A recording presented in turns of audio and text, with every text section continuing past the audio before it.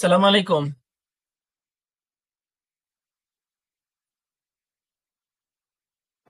আমার কথা শুনতে পারতেছেন সবাই? জি আলামিন ভাই, শোনা যাচ্ছে। আসসালামু সালাম। আলাইকুম। ভালো যাচ্ছে। ওয়ালাইকুম আসসালাম।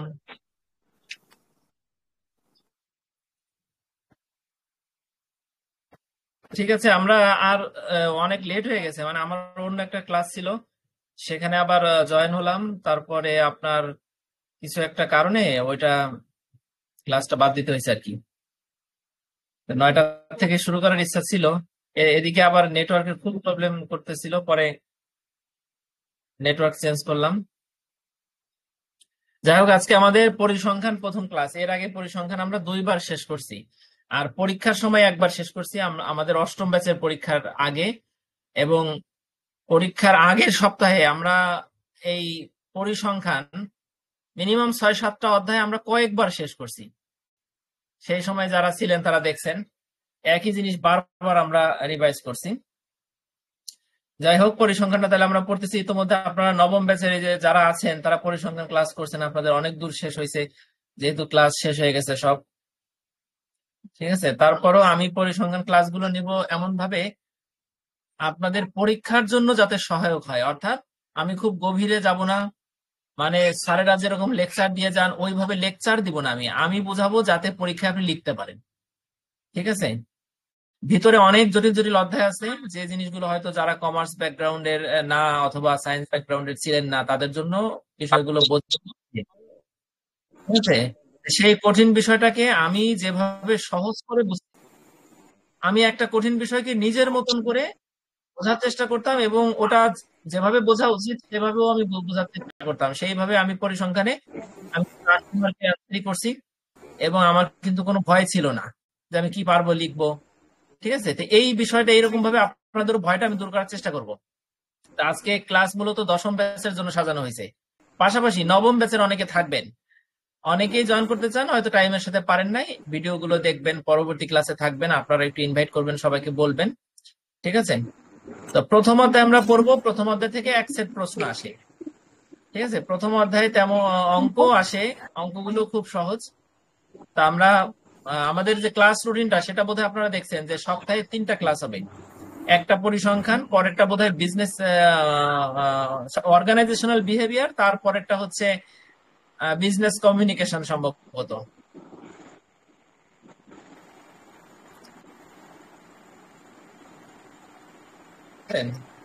তা আজকে আমরা তাহলে পরিসংখ্যান প্রথম অধ্যায় থেকে পড়া শুরু করব। আমি প্রথম অধ্যায়ে কি কি প্রশ্ন পড়া যায়, সর্বোচ্চ সংখ্যক প্রশ্ন নোটে দেওয়া আছে, আমি সেটাই আপনাদের দেখাই। দেখেন, এই যে 12টা প্রশ্ন আছে, এই 12টা প্রশ্ন মোটামুটি আপনি যদি পড়েন এখান থেকেই আসবে। এখন কথা আছে কি 12টা কি পুরো পড়তে হবে না, 12টা অঙ্ক সহ 12টা। এখান থেকে দেখেন নিচের দিকে কিন্তু অঙ্ক, অঙ্ক বাদ দিলে হয়তো দাঁড়াবে 7টা। 7টা প্রশ্ন সব করা লাগবে না। এখান থেকে অষ্টম ব্যাচের জন্য ট্রিপল স্টার কিছু, আর কিছু অষ্টম ব্যাচের জন্য একবার, সরি নবম ব্যাচের জন্য ওয়ান স্টার, নবম ব্যাচের সেই ওয়ান স্টার গুলো বাদ দিতে পারবেন। আবার দশম ব্যাচের যারা আছেন তাদের যদিও সাজেশন বই এখন বের করি নাই, তবে তাদের কি ট্রিপল স্টার হতে পারে সেটা মোটামুটি জানা যায়। আমরা শুধু বিগত বছরের প্রশ্ন দেখে প্রস্তুতি নিলে কিন্তু হবে না, কারণ পরিসংখ্যান এখানে এটা। যদি কোনো কারণে আপনি বিগত বছরের 2 সেট প্রশ্ন পড়ে গেলেন, আপনি ফুল এক এক সেট করে প্রশ্ন, আপনি 3টা প্রশ্ন ক খ গ কমন ফেলাইতে পারলেন না, এরকম হতে পারে না, এরকম হবে। ঠিক আছে, তা সেই জন্য আপনাদের আমি বলবো যে আপনারা ইম্পর্টেন্ট প্রশ্নের আশেপাশে কোনটা ইম্পর্টেন্ট থাকতে পারে ওটার সাথে রিলেটেড কি আসে না সেগুলো খুব গভীরভাবে ঘাটাঘাটি করবেন। ঠিক আছে, তা আমি ক্লাসে বলে দেবো, আর আমার সাজেশন বইও আছে, সেটা ফলো করবেন। এখন আমি, আচ্ছা আমি সাজেশন বই আপনাদের কাছে যদি থেকে থাকে তাহলে আপনারা দেখতে পারবেন। তা আমি সাজেশন বই থেকে,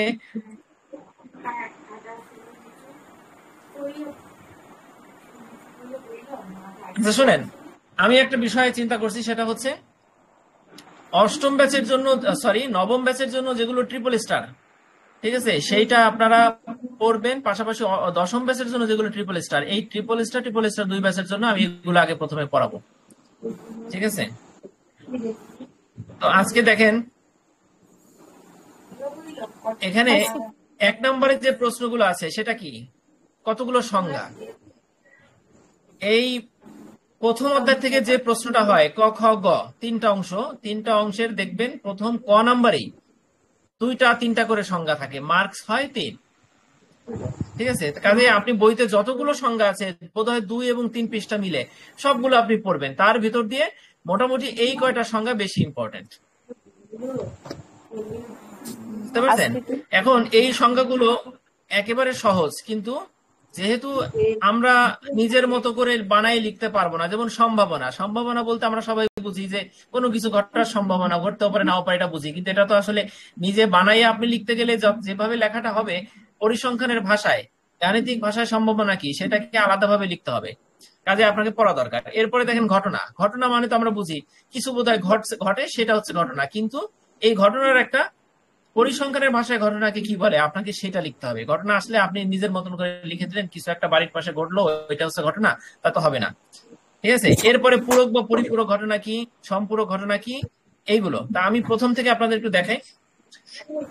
একটা কমন প্রশ্ন, মানে পরিসংখ্যানের কমন একটা সংজ্ঞা যেটা আপনাকে পড়তে হবে। আমি একটু ছোট করি নোটটা, দেখেন এখানে স্ক্রিনে যতটুকু দেখতে পারতেছেন, সম্ভাবনার সংজ্ঞা দিন, যদি এতটুকু আসে তাহলে আপনি মোটামুটি যদি ভালো রেজাল্ট করতে চান তাহলে যা আছে এতটুকু না লিখে আপনি পারবেন না। 3 মার্কস হলো আপনাকে এই ছোট ছোট 4-5টা প্যারাগ্রাফ, একটা সূত্র আমি কলম দিয়ে মার্ক করে দেখাই আপনাদের। এই যে একটা সূত্র, এই সূত্রের একটা ব্যাখ্যা, উদাহরণ আর সংজ্ঞার 2টা অংশ, এটা তো স্বাভাবিকভাবে চলেই আসে। ঠিক আছে, 3 মার্কের জন্য এটা খুব বেশি বড় না, আপ- আপনি যা আছে এখানে তাই লিখবেন। তাহলে সম্ভাবনা কাকে বলে? আমরা সাধারণত জানি সম্ভাবনা যেটা সেটাই সম্ভাবনা, মানে পরিসংখ্যানের ভাষায় ওটাকে ওই সম্ভাবনাই বলে, যে বৃষ্টি নামতেও পারে নাও পারে, এটা একটা সম্ভাবনা। সম্ভাবনার সংজ্ঞাটাও ঠিক তাই। তা আমরা একটু লাইন বাই লাইন পড়ি, দেখেন কি বলছে। সম্ভাবনা ইংরেজি হচ্ছে প্রবাবিলিটি। সম্ভাবনা, এখানে রটা হবে না, সম্ভাবনার সংজ্ঞা দেখেন। সম্ভাবনা একটি গুরুত্বপূর্ণ পরিসংখ্যানিক ধারণা যা কোনো ঘটনার সম্ভাবনা পরিমাপ করার জন্য ব্যবহৃত হয়। একবারে সহজ কিছু সিম্পল কথা, কোন লাইন না বুঝলে বলবেন। এটি বিভিন্ন ক্ষেত্রে যেমন গাণিতিক, অর্থনৈতিক, সামাজিক গবেষণায় গুরুত্বপূর্ণ ভূমিকা পালন করে এবং সম্ভাব্য ফলাফল বিশ্লেষণ করতে সাহায্য করে। আমি কিন্তু সম্ভাবনার সংখ্যা দেই নেই, প্রথমে সুন্দর করে সম্ভাবনা জিনিসটা কি সেটার ব্যাখ্যাটা বলছি, আপনারা ক্লিয়ার না? আমি দ্বিতীয় অংশে যাই, দেখেন এবার সম্ভাবনার সংজ্ঞায় আসছি। কোন ঘটনা ঘটা বা না ঘটা সম্পর্কে নিশ্চিত না হলেই সম্ভাবনা ব্যবহার করা হয়। সাধারণভাবে কোন ঘটনা ঘটবে কি ঘটবে না তার পরিমাপই সম্ভাবনা। দেখেন এখানে এই প্যারাগ্রাফের মধ্যে 3টা বাক্য আছে, 3টা বাক্যই হলো সম্ভাবনার 3টা সংজ্ঞা। আপনি 3টা বাক্য দিয়েই সম্ভাবনার সংজ্ঞাটা আপনি দেন। এই প্রশ্নটা বারবার পড়েন, প্রশ্নটা তো 1 নম্বরে থাকবে, প্রথম পৃষ্ঠায় থাকবে, ভালোভাবে লেখেন। কোন দৈব পরীক্ষণের, দেখেন বৃষ্টি নামবে কি নামবে না এটা যদি আমরা সবাই একটা পরীক্ষা হিসেবে ধরি তাহলে এটা দৈব পরীক্ষা, নামতে পারে নাও পারে। কোন দৈব পরীক্ষণের একটি ঘটনার বৃষ্টি নামবে কি নামবে না, ঘটনা 2টা, একটা হচ্ছে নামবে, একটা হচ্ছে নামবে না। তাহলে দৈব পরীক্ষণের একটি ঘটনা 2টা, কিন্তু ঘটবে কয়টা? একটা। একই সাথে বৃষ্টি নামবে আবার নামবে না, দুটো তো একসাথে ঘটবে না, হয় নামবে নয় নামবে না। ঠিক আছে, অথবা আপনি বৃষ্টি না দিয়ে, বৃষ্টির উদাহরণ না দিয়ে আপনি ধরেন মনে করেন মুদ্রা নিক্ষেপ করলেন, মুদ্রার 2টা পিঠ থাকে আমরা জানি, একটা হচ্ছে টেইল আর একটা হচ্ছে হেড, এপিঠ ওপিঠ। ঠিক আছে, এখন মুদ্রা নিক্ষেপ করলে, মুদ্রা টস করলে হয় এপিঠ পড়বে না ওপিঠ পড়বে মাটিতে, দুটো তো একসাথে পড়বে না, ঠিক না? তাহলে এখানে বলছে কি, কোন দৈব পরীক্ষণের একটি ঘটনার অনুকূল ফলাফল সংখ্যা, অনুকূল মানে যেটা ঘটবে আপনার পক্ষে আছে, হ্যাঁ, হেড বা টেইল যেটা পড়ে গেছে ওটা হচ্ছে অনুকূল ফলাফল সংখ্যা। এই অনুকূল ফলাফল সংখ্যা এবং বুঝেন কথাটা, মোট ফলাফল সংখ্যার অনুপাতকে ওই ঘটনার সম্ভাবনা বলা হয়। বুঝতে পারছেন সংখ্যাটা কি? বুঝতে পারছেন সবাই? আচ্ছা, ওকে, থ্যাংক ইউ। না বোঝার জন্য ধন্যবাদ, আমি আবার পড়ি।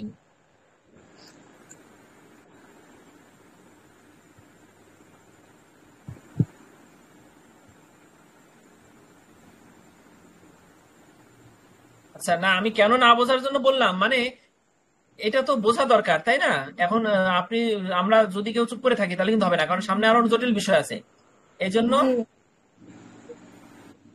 হ্যাঁ, এই জন্য সবাইকে ওই ইয়ে করতে হবে আর কি, বা বলবেন যে এটা বুঝি নেই, তাহলে ভালো হবে, আমি সেটা বোঝাতে চাচ্ছিলাম।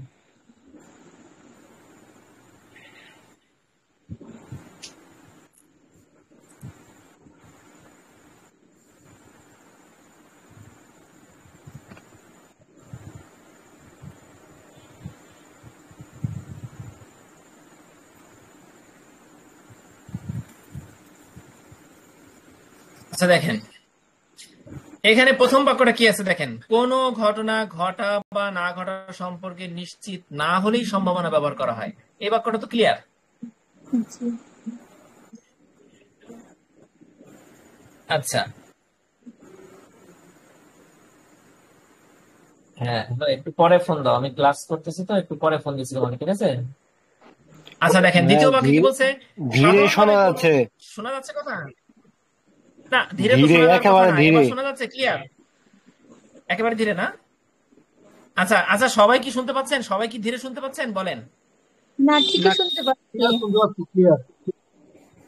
ক্লিয়ার না? হ্যাঁ, শুনতে পাচ্ছি, আচ্ছা, শুনতে পাচ্ছি। আমি আমি টেলিগ্রামের ভলিউম 200% বাড়ানো, আর হচ্ছে আমি আমি টেবিলে, ল্যাপটপটা আমার ঠিক কাছে। কাজে অনেক সময় টেলিগ্রামে অনেক সময় নেটের সমস্যা হলে ধীরে শোনা যায়। আপনি একটু লিভ নিয়ে দরকার আবার ঢুকেন ভাই, হ্যাঁ, ঠিক ঠিক আছে, আছে? লিভ নিয়ে দিচ্ছি, এখন শোনা যাচ্ছে। হ্যাঁ হ্যাঁ হ্যাঁ, ঠিক আছে। দেখেন, এবার দেখেন, কোনো ঘটনা ঘটা বা না ঘটা সম্পর্কে নিশ্চিত না হলে সম্ভাবনা ব্যবহার করা হয়। দ্বিতীয় বাক্যে কি বলছে? সাধারণভাবে কোনো ঘটনা ঘটবে কি ঘটবে না তার পরিমাপটাই হলো সম্ভাবনা। দুটা বাক্য বুঝতে পারছেন আশা করি। 3 নম্বর বাক্যে কি বলছে? অনুপাতটা কি আগে সেটা বুঝি।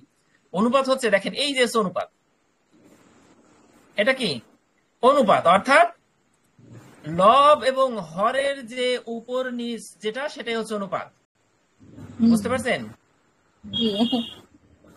লবণ হওয়ার হিসাবে তাইলে ফলাফল। আমরা ভাগ দেই না, সেই ভাগটাই তো অনুপাত। হ্যাঁ, এখন দেখেন, কোন দৈব পরীক্ষণে একটি ঘটনার অনুকূল ফলাফল সংখ্যা এবং মোট ফলাফল সংখ্যার অনুপাতকে, এখন অনুকূল ফলাফল কোনটা দেখেন, সূত্রে কি আছে? কোন ঘটনার অনুকূল ফলাফল সংখ্যা, এইটা মানে কি? এই মানেটা আমরা পরের বাক্যে ভালো করে বুঝবো।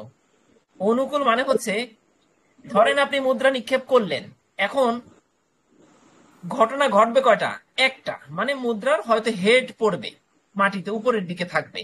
তাইলে কোন ঘটনার অনুকূল ফলাফল সংখ্যা কয়টা বলেন তো? মুদ্রা নিক্ষেপ করলো, তার অনুকূল ফলাফল সংখ্যা একটা। একটা না? এক না? এক। তাইলে উপরে হবে এক, ঠিক আছে? আচ্ছা, এবার বলেন পরীক্ষণের মোট ফলাফল সংখ্যা কয়টা? দুইটা হবে। হয় মুদ্রা পড়বে, হেড পড়বে, না লিটেল পড়বে, তাহলে দুইটা। তাহলে নিচে হবে দুই। Then এবার কি বলছে উপরের লাইনে? কোন দৈব পরীক্ষণের একটি ঘটনার অনুকূল ফলাফল সংখ্যা এবং মোট ফলাফল সংখ্যার অনুপাতকে ওই ঘটনার সম্ভাবনা বলে। তাহলে কি উপরের এই যে লাস্ট বাক্যটা, লাস্ট বাক্যে যেটা আছে ওটার সাথে আমার এই সূত্রটা কি মিলছে?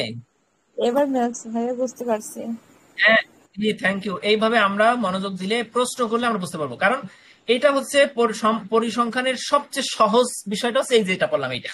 এরপরে পৃষ্ঠার পর পৃষ্ঠা একটু জটিল জটিল জটিল জিনিস বেরোবে, কিন্তু আমি মনে করি একেবারে নবম অধ্যায় পর্যন্ত যেটা খুব জটিল, মানে সবচেয়ে জটিল যে জিনিসটা, পরীক্ষার একদিন আগে ওটা আমি দেখলাম যে সবই তো পড়ছি, সবই তো পারি, তাহলে এই জটিল জিনিসটা যেহেতু মেইন ক্যাম্পাসের স্যার ইম্পর্টেন্ট বলছে, ওটা একটু তাহলে মুখস্থই করে দেয়।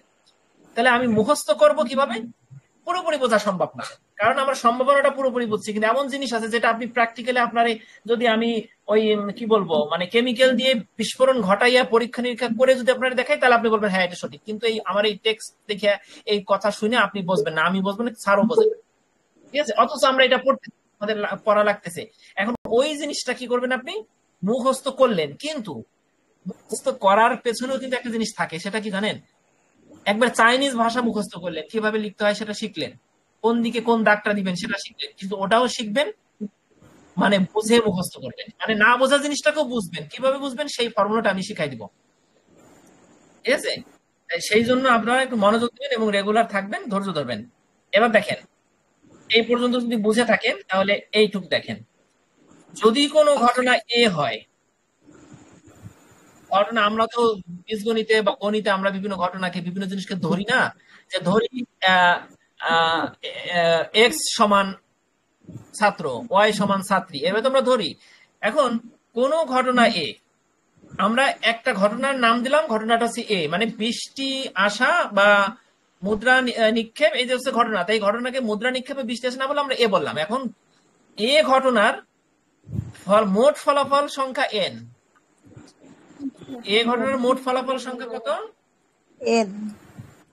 এন। এন মানে হচ্ছে, যদি আপনি লুডুর ডাইস নিক্ষেপ করেন, মানে 6টা পাঁচওয়ালা যে লুডুর গুটিটা আমরা নিক্ষেপ করি, সেটা যদি হয়, তাহলে ওই পরীক্ষণের লুডু নিক্ষেপের পরীক্ষণের বা লুডু খেলার ফলাফল সংখ্যা n সমান কত? 6, 6 ঠিক না? 6। 6টা আচ্ছা, আর মুদ্রা নিক্ষেপ করলে তার ফলাফল সংখ্যা n সমান 2, 2 ঠিক আছে? এটা হচ্ছে মোট ফলাফল সংখ্যা। দেখেন আমাদের উপরের সূত্রে মোট ফলাফল সংখ্যা n আছে সংখ্যা, নিচেও কিন্তু আমরা সূত্রটাকে গাণিতিক প্রকাশে প্রতীক দিয়ে প্রকাশ করছি, সেখানেও কিন্তু n আছে নিচে। আর বলছি উপরে কি দেখেন, অনুকূল ফলাফল সংখ্যা m। অনুকূল মানে কি? আপনার পড়তে পারে, আপনি লুডু নিক্ষেপ করলে একসাথে 2, 3, 1, 6 পড়বে না। ছক্কা, পুট, আমাদের লোকাল ভাষায় পুট বলে, আপনারা কি বলেন জানি না, এগুলো কিন্তু একবারে 2টা 3টা পড়বে না, একটাই পড়বে। তাহলে লুডু নিক্ষেপ করে যদি আপনার ছক্কা পড়ে, তাহলে ছক্কাটা কিন্তু নাম্বারে 6 না, ছক্কাটা হচ্ছে নাম 6। ওটা মনে করেন ওটা ছক্কা। এই যে 6 পড়ছে, উপরে হবে 6, নিচে হবে কত? নিচে 6 হবে। এই 6 আর ওই 6 এর মধ্যে লুডু দিয়ে একটু বললে অনেক সময় কনফিউশন আসে। এই 6 আর ওই 6 এর পার্থক্য আছে। এই 6 হচ্ছে, মিলে যাবেন যখন এক হয়ে যাবে। হ্যাঁ, এই 6 হচ্ছে 6টা ধার, 6টা পাশ, আর এটা হচ্ছে শুধু 6, শুধু ছক্কা, ঠিক আছে? তাইলে এখানে আমাদের কি এই পর্যন্ত কি বুঝতে কারো সমস্যা আছে? এই পর্যন্ত এই প্রশ্নটা কিন্তু কমন, সব বেঁচে আসে, মানে একবার আসছে বিদায় এটা আসবে না তা কিন্তু না, বারবার আসে, ঠিক আছে? তাহলে এই পর্যন্ত যদি সবাই বুঝেন, চোখ বুঝে পরীক্ষায় লিখবেন। এখন এক্সাম্পল দেখেন, খুব সহজ এক্সাম্পল।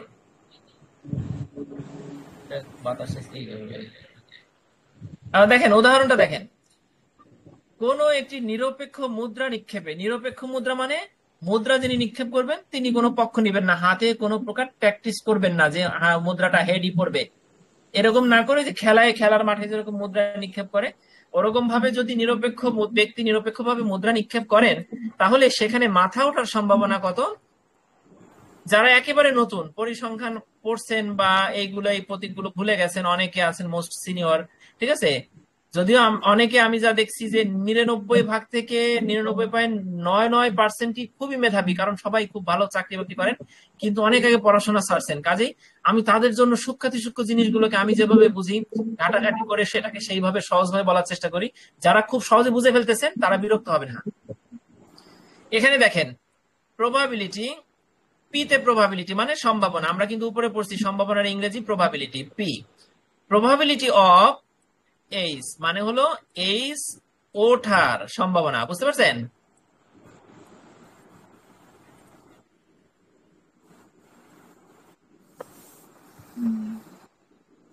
দেখেন এবার প্রবাবিলিটি অফ এইস মানে প্রবাবিলিটি অফ হেড, হেড ওঠার সম্ভাবনা হলো 1/2। এবার বলেন অল্পনা আপা বলেন, আমার এই যে মাথা ওঠার সম্ভাবনা আমি বের করলাম 1/2, এটা তো বুঝতে পারছেন আড়াআড়ি ভাবে দেওয়া মানে হচ্ছে এই যে 1/2, ঠিক আছে? হ্যাঁ ভাইয়া, জি। আচ্ছা, তার মানে 2 হচ্ছে হর আর 1 হচ্ছে লব, ঠিক আছে? লব হরের যে বাচ্চারা যে অঙ্কগুলো করে সেইভাবে। তাহলে এখানে দেখেন এটা কি ঠিক আছে না? এই 1/2 এটা কি এই সূত্র অনুযায়ী ঠিক আছে? ঠিক আছে বলেন, ভাইয়া। এই বাংলা সূত্র অনুযায়ী ঠিক আছে? হ্যাঁ ঠিক আছে। আছে। তাহলে অনুরূপ ভাবে দেখেন, যদি আমি একটা মুদ্রা নিক্ষেপ করলাম, ওর ফলাফল ছিল 2, নিচে 2 দিলাম, ঠিক আছে, আর উপরে 1, কেন 1? কারণ হচ্ছে মাথা তো একবারই পড়বে, মাথা যেহেতু 1, কাজেই প্রবাবিলিটি অফ হেড সমান 1/2। অনুরূপ ভাবে কোন একটি নিরপেক্ষ মুদ্রা নিক্ষেপে লেজ ওঠার সম্ভাবনা হচ্ছে প্রবাবিলিটি অফ টেইল সমান 1/2। অর্থাৎ এবার কি বলছে দেখেন, অর্থাৎ সম্ভাবনা হলো একটি পরিমাপ যা একটি নির্দিষ্ট ঘটনা ঘটার সম্ভাবনা কতটুকু সেটা নির্ধারণ করে। এবার বলেন তো এই প্রশ্নটা কে কে বুঝেন নাই? বুঝতে পারছি আমি এবার। বারবার বুঝাই দিব, অন্তত যদি একবারে ব্যর্থ হয়ে বুঝাইতে পরীক্ষার সময় আপনি যাতে না বুঝে লিখে দিয়ে আসতে পারেন, সেইভাবে বুঝাই দিব। আপনার বোঝা লাগবে না, না বুঝে লিখে দিয়ে আসবেন, সেটার আমার কাছে আছে, ইনশাল্লাহ সেভাবে বোঝাতে দেওয়ার চেষ্টা করবো। আচ্ছা, তাহলে এটা যদি হয়ে থাকে আপনি 3 মার্কস পেয়ে গেলেন ইনশাল্লাহ। নবম এবং দশম ব্যাচের যারা আছেন, অষ্টম ব্যাচের যদি কেউ থেকে থাকেন, অষ্টম ব্যাচের অনেকে ঢাকা কলেজে যারা ছিলেন পরীক্ষা খুব কড়াকড়ি হয়েছে, বীরপুর বাংলা কলেজে আমি পরীক্ষা দিচ্ছি, দেখলাম যে অনেকেই মানে ইয়া করতে পারে নাই, ফেল করে যাবে এরকম একটা অবস্থা। অষ্টম ব্যাচে যারা আছেন তারাও থাকেন শুরু থেকে, ইনশাল্লাহ এবার কোনো এদিক ওদিক তাকান লাগবে না। তাহলে এই প্রশ্নটাই আপনাদের 80-র ভিতরে 40% মার্কে হচ্ছে পাস, তাইলে আপনারা 3 মার্কস কিন্তু পেয়ে গেলেন। আচ্ছা, এবার দেখেন আমরা কিন্তু কি পড়তেছি, 1 নম্বর প্রশ্নে অনেকগুলো সংজ্ঞা আছে, আমরা প্রথমে কি পড়ছি, সম্ভাবনার সংজ্ঞাটা পড়ে ফেলছি, ঠিক আছে। এখন পড়বো সম্ভাবনা সম্পর্কিত কতিপয় ধারণা। কি কি আছে, ঘটনা। আমরা ছোট্ট করে একটা সংজ্ঞা পড়ি, সেটা হচ্ছে ঘটনা। এবং ঘটনার সাথে দেখেন, যদি আপনার পরীক্ষায় এসে পড়ে ঘটনা কি, বিভিন্ন প্রকার ঘটনা লিখুন, তাহলে আপনি ঘটনা লেখার পরে ঘটনার 4টা প্রকার, একবারে ইজি জিনিস ভাই, এগুলো এগুলো নকল করা লাগে না। তারপরও যারা করে, আমি খুব দুঃখ হয় আমার, যে একটু পড়লে কি হয়, আমাদের নকল করতে গিয়ে ভাই বড় বড় ম্যানেজার, বড় বড় অফিসার, হ্যাঁ, এক্সিকিউটিভ, তারা ছেলের বয়সী বা তার সমবয়সী বিসিএস ক্যাডার বা টিচার বেশি কথা বলতেছে, এটা কি গায়ে লাগে না বলেন? এই জন্য আপনারা যারা আমাদের ওয়েব যদি থাকবেন, আমার সাথে কানেক্টেড থাকবেন, আমি ইনশাল্লাহ এইভাবে ক্লাসগুলো নেই, আপনারা থাকবেন, ঠিক আছে। আচ্ছা দেখেন এবার ঘটনাটা কি, ভালো করে বুঝেন, এখনই মুখস্থ হয়ে যাবে, কালকেই প্রথম অধ্যায় শেষ হলে প্রথম অধ্যায়ের পরীক্ষা দিবেন, নিজে নিজে বসে পরীক্ষা দিবেন। দেখেন, ঘটনার ইংরেজি হচ্ছে ইভেন্টস। অনেক সময় ইংরেজিতে যদি ইভেন্টস কি এসে পড়ে, বাংলায় ইভেন্টস কি আসে, তাহলে আপনার বুঝতে হবে যে এটা ঘটনা, ঠিক আছে। দেখেন, কোন পরীক্ষায় প্রাপ্ত মানে কোন পরীক্ষায় পাওয়া একটি নির্দিষ্ট বৈশিষ্ট্যের অনুকূল ফলাফলের সেটকে ঘটনা বলে। এই প্রথম বাক্যটাই আমি বারবার বোঝাবো। আমি আবার একটু নিজের ভাষায় একটু বলি গল্পটা। মনে করেন টেবিলের উপর অনেকগুলো বল এনে রাখলেন। এখন বলটা এনে রাখলেন আপনি বাইরে থেকে কিনে এনে, ওটা একটা ঘটনা। কিন্তু যদি আপনি বলেন যে এই বল থেকে লাল কালারের 5টা বলই শুধুমাত্র বেছে তোমরা রাখো, বাচ্চাদের বললেন, বাকি বলগুলো দোকানদারকে দিয়ে দিব, তাহলে পুরো যে ঘটনাটা ওটা আপনার চোখে ঘটনা, কিন্তু পরিসংখ্যানের ভাষা ওটাকে ঘটনা বলতেছে না। ঘটনা শুধু বলতেছে কোনটাকে, ওই যে 5টা বল আপনার সন্তানরা বেছে রাখলো টেবিল থেকে, অনেকগুলো বল থেকে ওই 5টা ঘটনা বেছে রাখলো, ওই 5টা ঘটনাই হচ্ছে ঘটনা, 5টা বলই হচ্ছে ঘটনা। এখানে তাই আছে। দেখেন এবার, কোন পরীক্ষায় প্রাপ্ত একটি নির্দিষ্ট বৈশিষ্ট্যের অনুকূল ফলাফলের সেটকে ঘটনা বলে। কথাটার মধ্যে কি আছে, আপনি বল কিনে আনলেন, টেবিলে রাখলেন, এই টেবিলের পুরো সম্পূর্ণ বল হচ্ছে পরিসংখ্যানের ভাষায় একটা পরীক্ষা। এই পরীক্ষার মধ্য থেকে 5টা বল আপনি বেছে রাখলেন, তাহলে ওই 5টা হচ্ছে অনুকূল ফলাফল, মানে আপনার আপনার আপনার প্রত্যাশা, ওইটা আপনার টোটাল কার্যক্রমের মূল লক্ষ্য হচ্ছে 5টা লাল বল, তাহলে ওই 5টা বলটাই হচ্ছে ঘটনা। প্রথম বাক্যটা এবং আমার কথার মধ্যে কি মিল আছে?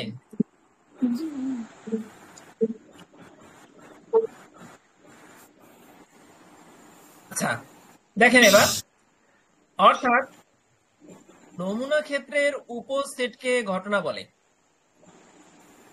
উপসেটটা কি? মনে করেন এই যে দেখেন, এই নিচে দেখেন b = 2 4 6, এই যে একটা সেট, ওদিকে কি আছে আমরা গেলাম না, আমরা এটা b = 2 4 6, এখান থেকে যদি শুধু 4 এবং 6 নিয়ে যদি আপনি আর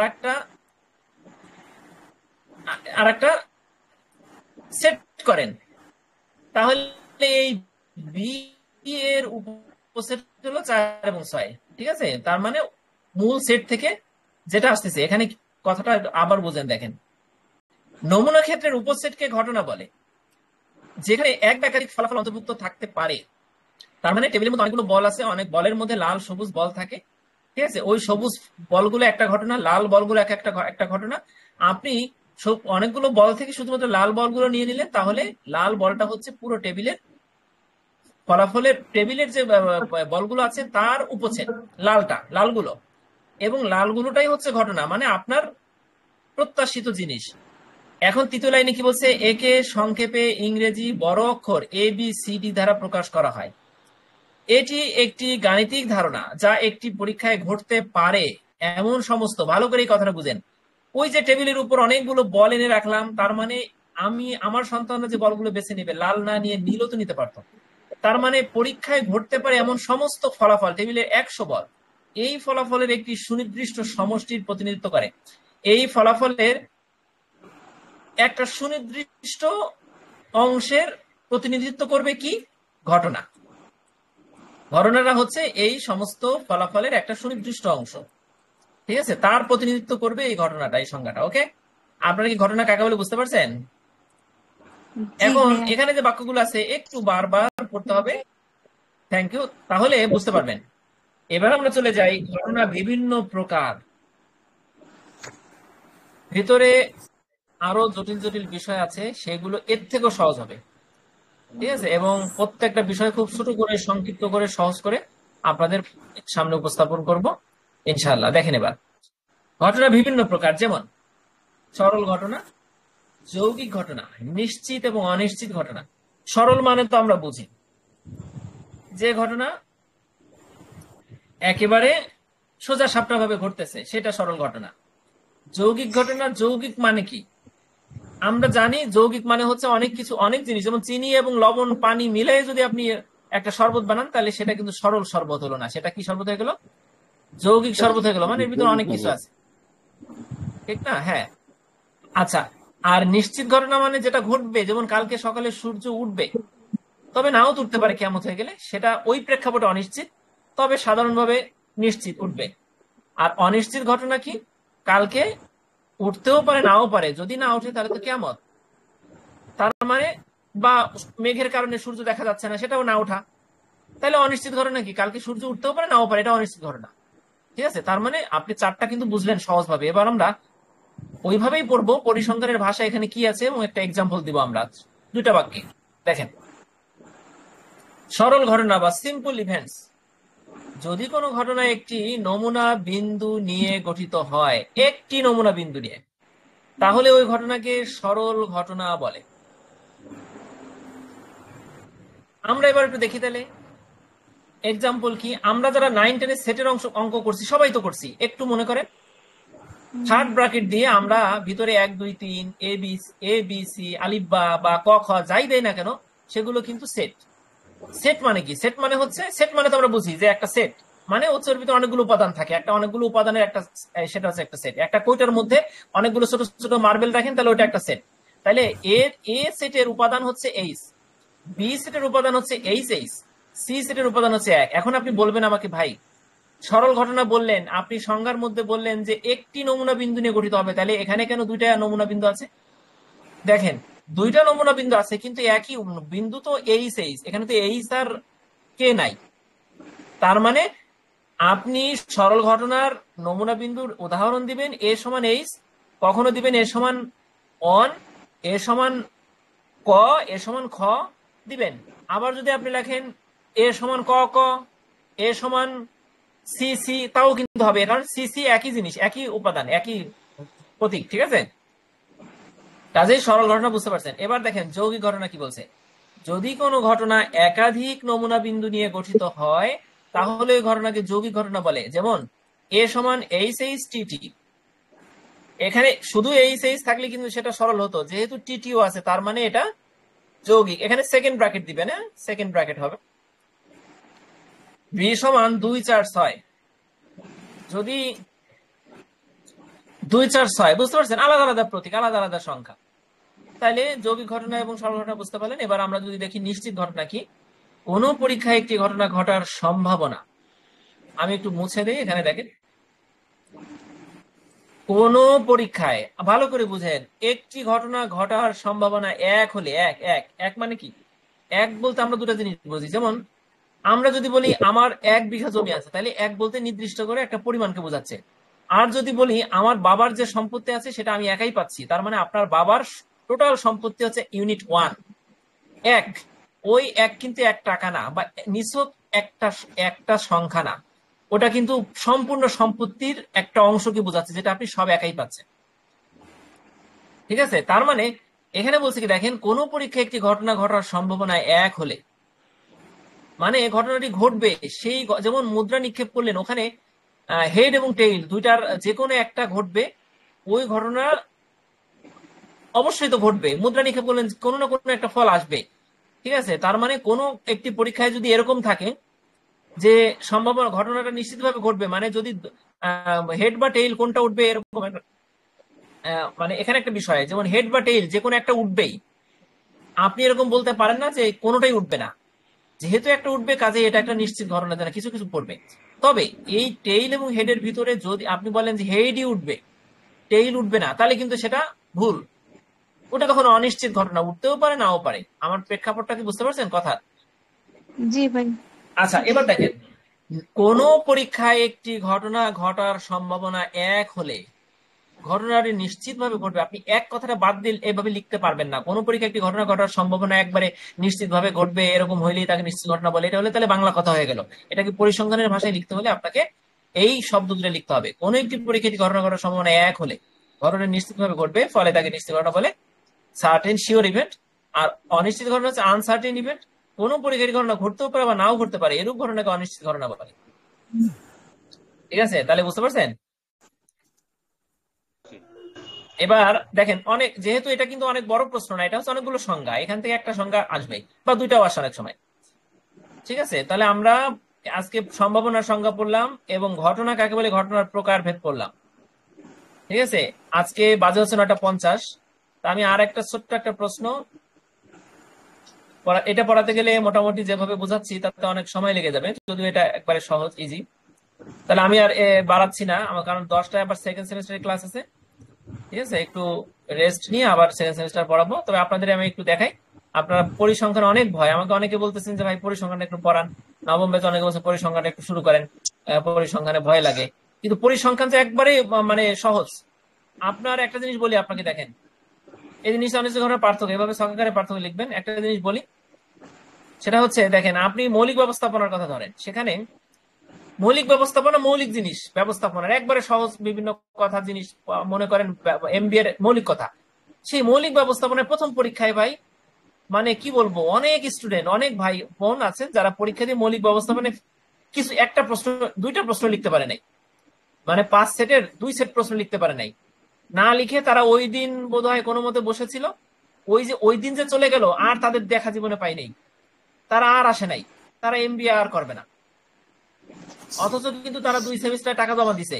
এখন আপনাদের এটা বলি কেন, আপনাদের মানে অনেক প্রত্যেক ব্যাচের থেকে এরকম যেহেতু হচ্ছে, কাজেই ওই ওই ওই শ্রেণীর মধ্যে আপনি পড়ে না যান। মৌলিক ব্যবস্থাপনা যেহেতু অনেক ব্রড প্রশ্ন লিখতে হয়, ওখানে একটা প্রশ্নে 1 সেট প্রশ্ন লিখতে গিয়ে আপনার যেহেতু 10 বছর আগে পড়াশোনা ছাড়ছেন, আপনার হাত ব্যথা হয়ে যাবে, আপনি আর চালাইতে পারবেন না আঙ্গুল, যতই ব্রিলিয়ান্ট হন না কেন, মানে বাস্তবতা এটা, আমি সেইটাই বলতেছি। তখন আপনি চিন্তা করলেন যে ভাই আমার দ্বারা তো এমবিএ পড়া শেষ করা সম্ভব না। কিন্তু পরিসংখ্যানটা কেন সহজ বললাম জানেন? পরিসংখ্যানে কিছু কিছু অঙ্ক আছে একটু মিলাইতে গেলে একটু সহজ, কিন্তু মিলাইতে গেলে যোগ বিয়োগ ক্যালকুলেশন করতে গেলে একটু সময় লাগে। তাছাড়া পরিসংখ্যান পরীক্ষা যদি আপনি সব পারেন, এটা তো গাণিতিক বিষয়, ছোট ছোট লেখা, ব্রডলি আপনার অনেক প্রশ্ন লিখতে হচ্ছে না, 8টা পয়েন্টস লিখতে হচ্ছে না। ঠিক আছে, আপনি নিরিবিলি একবারে 3 ঘন্টা থেকে 2.5 ঘন্টা 2 ঘন্টার মধ্যে পরীক্ষা শেষ হয়ে যাবে যদি আপনি পারেন। কাজে এটা আমি মনে করি সবচেয়ে সহজ সাবজেক্ট। বুঝতে পারছেন? এটাই। তাইলে আপনারা সেইভাবে বোঝার চেষ্টা করবেন, এর ভয়ের কিছু নাই। এখানে যত বিষয় দেখতে পাচ্ছেন এগুলো একবারে সহজ। ঠিক আছে, আমি দ্বিতীয় অধ্যায়টা আপনাদের একটু দেখাই। দ্বিতীয় অধ্যায়ে যে যে দৈব চলক আছে, তারপরে সম্ভাবনা বিন্যাস, এগুলো যে ছক আছে, এগুলো পানির মতন সহজ করে আপনারা বুঝবেন। তারপরে আরেকটা জিনিস বলি, অলরেডি এই দেখেন এইগুলো কিন্তু একবার ইজি, এগুলো এবার কিন্তু এই প্রশ্নগুলো নবম ব্যাচের জন্য ইম্পর্টেন্ট। আর নবম ব্যাচে এসে গেলে এগুলো দশম ব্যাচে আসবে না। এই যে যেগুলো দেখাচ্ছি, এটা একটু ক্যালকুলেশন একটু জটিল, একবার বুঝতে পারলে বারবার প্র্যাকটিস করলে এটা পারবেন। এটা নবম ব্যাচে এসে গেলে আপনারা মাপ পেয়ে গেলেন, এটা আপনাদের আসবে না, এটা অনেকে মিলাইতে পারে না। এটা সহজ ছোট্ট একটা প্রশ্ন, এটাই 8 মার্ক, জানেন? এটা আমাদের বোধহয় আসছিল এবার, এটাই এটুকু লিখলে 8 মার্কস। এটা আপনাদের একবার এই যে প্রতীক প্রতীক শিখ একবার পানির মতন সহজ জিনিস, ভয়ের কিছু নাই। আরেকটা চ্যাপ্টার দেখেন, তৃতীয় অধ্যায় নমুনায়ন। এখান থেকে প্রতি বছর 1 সেট প্রশ্ন হয়। এই নমুনায়ন অধ্যায়টায় কোনো অঙ্ক টঙ্ক কিছু নাই, এইটা একবারে আপনি ওই নমুনা কাকে বলে, সুমারি জরিপ, আদম সুমারি কি, প্রশ্নমালা কি, ঠিক আছে, এইগুলো নিয়ে লিখবেন। মোটামুটি এই অধ্যায় থেকে আপনি ধরে রাখেন যে আপনার 3টা প্রশ্ন কমন পড়বে ইনশাল্লাহ। ঠিক আছে, তাহলে 1, 2, 3 এই 3টা অধ্যায় থেকে যদি আপনি ভালো করে পড়েন, আশা করা যায় যে আপনি 3টা প্রশ্ন অ্যান্সার করতে পারবেন। ঠিক আছে, আর সামনে যে অনেকগুলো, আবার অনেক সময় দেখা যায় 4 অধ্যায় থেকে প্রশ্ন আসে না, অন্যটা থেকে আসছে, এইভাবে মানে 9টা অধ্যায় আছে বোধহয়, 9টার থেকে 8 সেট প্রশ্ন হয়। দেখা যাচ্ছে কোনো কোনো অধ্যায় মিসিং থাকে, আবার কিছু কিছু অধ্যায় অঙ্ক আছে। ঠিক আছে, তো অঙ্ক বইয়ের থেকে হুবহু আসে, একটু সংখ্যা টঙ্কা চেঞ্জ করে দেয়। আর পরীক্ষার আগে অনেক সময় বিভিন্ন মাধ্যমে কোন কোন অঙ্ক আসবে, যেমন আমরা অষ্টম ব্যাচে বোধহয় 5টা অঙ্ক করছিলাম লাস্ট 2-3 দিন আগে। 5টা অঙ্ক থেকে আমাদের বোধহয় 2টা অঙ্ক কমন পড়ছিল। তো 5টা থেকে 2টা অঙ্ক কমন পড়া অনেক কিছু, ঠিক আছে। তো পরীক্ষার আগে ইনশাল্লাহ যদি এরকম হট সাজেশন পাই তাহলে এটা আপনাদের মাঝে শেয়ার করব, এই আর কি। তো ঠিক আছে, আজকে 54 বেজে গেছে। অনেক ধন্যবাদ আপনাদের সবাইকে, ঠিক আছে। আমরা ইনশাল্লাহ নেক্সট ক্লাসে আবার ইনশাল্লাহ দেখা হবে। আর হচ্ছে অনেক ভাই বোন আছে পরিসংখ্যান নিয়ে একটু ভয়ে আছেন, আপনি আপনার গ্রুপে আজকে আমার পক্ষ থেকে একটু ছোট্ট করে মেসেজ দিয়ে দিন, যাতে সবাই দ্বিতীয় ক্লাস থেকে ইনশাল্লাহ রেগুলার থাকে, হ্যাঁ, যাতে সবার উপকার আসে, এটাই আর কি। তো সবাইকে অনেক ধন্যবাদ, সবাই ভালো থাকবেন, ঠিক আছে। পরিসংখ্যান নিয়ে একদমই ভয়ের কোনো কারণে, জটিল বিষয়গুলো ইনশাল্লাহ আমি আমার মতো করে সহজ করে দিব, ঠিক আছে। ওয়ালাইকুম আসসালাম। আচ্ছা, তাহলে রেখে দিচ্ছি। জি, আসসালামু আলাইকুম ভাই। আচ্ছা, ঠিক আছে। আর যারা নবম ব্যাচের আছেন তারা সেকেন্ড সেমিস্টারের 10টা ক্লাসটায় থাকার চেষ্টা করবেন।